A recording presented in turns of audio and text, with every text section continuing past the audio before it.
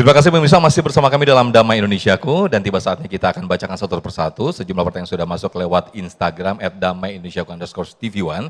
Yang pertama Ustadz Deban, boleh membacakan Ustadz atas nama Stay Cui 2026 Ustadz. Ini kalau udah medsosnya aneh-aneh aja pertanyaan nama-namanya nih Ustadz. Silakan Ustadz Deban dibacakan sekaligus dijawab Ustadz. Ya, baik. Para jamaah hadirin rahimakumullah, ada pertanyaan dari akun Stay Cui 2026. Assalamualaikum Ustaz, waalaikumsalam. Gimana ketika kita sudah qanaah tetapi ada keluarga yang membahas kekurangan kita di publik? Misal waktu kumpul rame-rame ketika lebaran membandingkan kok belum nikah, kok kayak ke saya ya? Pas banget ini Ustaz. Kok gak kerja, badanmu kok kurus? Padahal itu takdir dari Allah, gimana kita bersikap Ustaz? Makasih, wassalamualaikum warahmatullahi wabarakatuh. Baik. Ya kadang-kadang juga kan kata Rasul, salah satu kewajiban dari orang tua itu tidak boleh pilih kasih terhadap anak. Kita kadang-kadang kalau punya anak di jauh, kaya, padahal ngasih uangnya per bulan tidak seberapa, itu sering kita agung-agungkan, promosikan ke tetangga kalau kita punya anak kaya.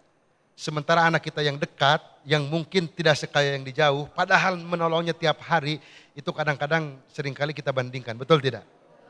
Padahal kata orang Sunda, keur meujeuh ripuh mah jeung nu deket lain jeung nu jauh. Pada saat capek sama yang dekat bukan sama yang jauh, betul ya Bu ya? Jadi kata Rasul, wattaqullaha wa'dilu baina auladikum. Hendaklah engkau takut kepada Allah dan berbuat adilah kepada anak-anakmu. Lalu berkaitan dengan pertanyaan tadi, seringkali orang membuli, seringkali orang menggunjing, membanding-bandingkan kita dengan orang lain. Di Ustaz Sofyan, di pertemuan pertama saya mengisi di Damai Indonesiaku, ada ibu dari Bekasi yang bertanya, anaknya yang perempuan sudah siap nikah, yang laki-laki sudah siap nikah, tapi lamaran yang laki-laki ditolak hanya karena anak yang laki-laki itu belum jadi PNS. Ya. Saya jawab pada waktu itu, Bu kata saya, yang PNS juga sertifikatnya banyak yang di bank. Digadai. Lalu apa jawabannya? Kita lihat coba. Salah satu kitab yang kami kaji di Pesantren Alisan oleh beliau, oleh Profesor Dr. Kiai Haji Dindin, itu namanya kitab Uskur Husadak. Dr. Aid Korni mengatakan. Izin Ustaz Dewan boleh didekatkan lagi? Oke. Dr. Aid Korni mengatakan, pada saat ada orang yang membandingkan kita, yang membuli kita, tidak usah konsen terhadap bulian dan perbandingan itu, tapi kita lawan dengan sejumlah prestasi, dan di saat kita sukses, orang itu akan yang pertama panas melihat kesuksesan kita. Jadi biasa-biasa saja. Saya dibilang udah 30 tahun belum nikah, biasa aja.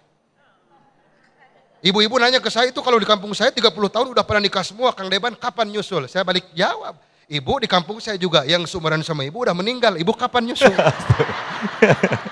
Nggak bisa jawab, dibegitukan. Hati-hati ya ibu-ibu, jangan nanya gitu ya. Jadi biasa-biasa saja. Kita ini, jangankan kita, coba anak-anak santri pasti tahu.